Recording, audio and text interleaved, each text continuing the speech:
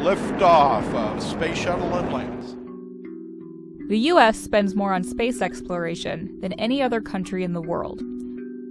A big chunk of this investment goes to NASA, the country's leading agency for space exploration. But that's still a pittance compared to the overall U.S. federal budget.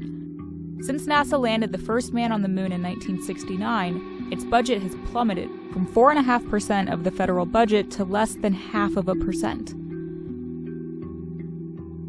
But what if NASA's budget hadn't shrunk?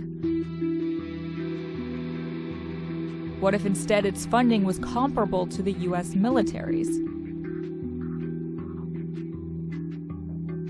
How close would we be to actually colonizing Mars or visiting another star system? It's impossible to know for sure, but here's a look at how NASA's budget compared to the U.S. military's in 2016.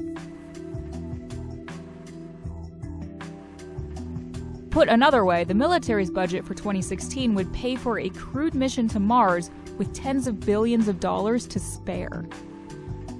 NASA estimates it would cost $450 billion to land the first humans on Mars by the late 2030s or early 2040s. What else might NASA do with $600 billion? Let's look at how NASA allocated its funds in 2016.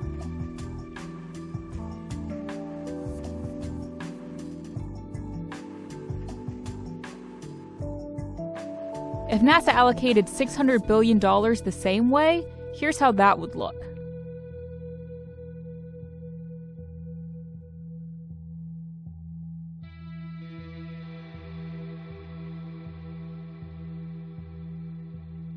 That would easily meet current costs for NASA's biggest ongoing projects, including construction and launch costs for the most powerful rocket in history, the Space Launch System, the most powerful space telescope ever built, the James Webb Space Telescope,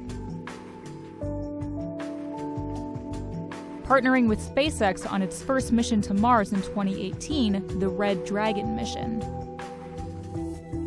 pay for NASA operations on board the International Space Station through the year 2024.